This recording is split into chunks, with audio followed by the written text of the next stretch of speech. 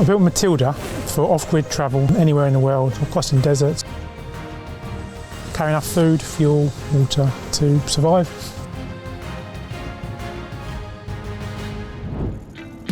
I've always been fascinated with travel in the world. I used to stare at an atlas, looking at the places on the maps and wonder what was there. In 2016, office worker Matt Payne decided he'd had enough of the 9 to 5 and he needed a change. Having always dreamt of exploring the wildlands of Outer Mongolia and the Gobi Desert, Matt quit his job, sold his house and possessions, and created the ultimate off-road RV. He named the RV Matilda, as he liked the old Germanic meaning, brave warrior. Matilda is an ex-British Army Leyland DAF T244. She had been decommissioned, and so she was basically going to be scrapped, so I bought her. It was an excellent vehicle to turn into an overlander because it's so simple. There's no electronics involved. Essentially, it's a flatbed truck with an ex-military workshop body on the top.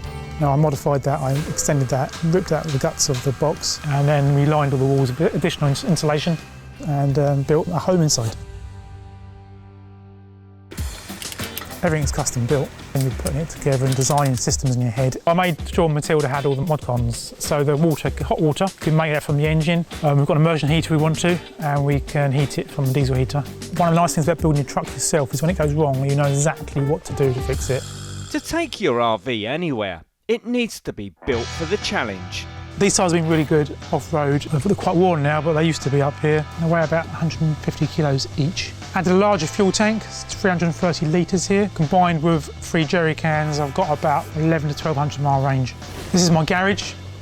In here I keep lots of spares, extra supplies, extra food, tools. She has 1,000 watts of solar on the roof. All my electricity requirements are taken care of.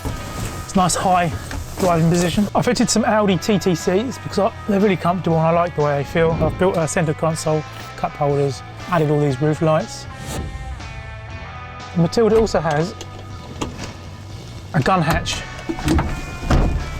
Now I had ideas of being up here on safari with my camera, but it's not happened yet. I'm quite proud of the interior of Matilda. This is this lovely oaky home, it's beautiful. So Matilda has a cab walk-through or crawl-through, so you can get through to the cab. I went for quality items, stainless steel hinges, quality yacht fittings. You pay a lot of money for it, but I think it was well worth the investment. Gas hob. We've got a washing machine under here, a log burner, which keeps us nice and warm in winter. The 3-way taps, we've got hot, cold and filtered water for drinking. Pump water from a muddy puddle, filter it, clean it, and then it gets perfectly good for drinking water. Got the dining area. Under the seats we have water storage, and there's batteries under the dining area. Controls for exterior lighting.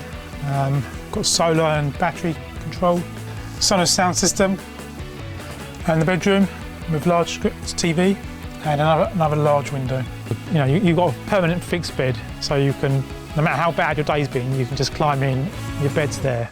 Matilda is fitted out to the max, and when you've constructed an RV this good, it's only right that you put down some miles and memories.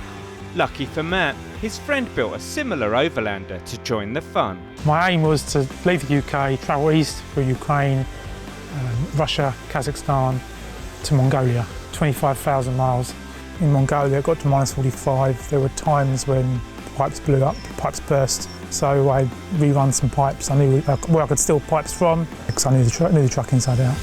So we kept the engines running 24 hours a day because diesel heaters weren't working. I had to run the engine up at idle up to about 1600 RPM to make it warm enough. The part of Matilda that probably took the most impacts and abuse was probably the suspension and drivetrain. Compared to a modern vehicle, she's a bit rough and bouncy, but I grin and smile whenever I drive Matilda. I love driving her. The best thing about living in a truck is the constantly changing view. You might be in the middle of the Gobi Desert or by the beach in the Black Sea. She represents freedom. No matter where I am in the world, I'm at home.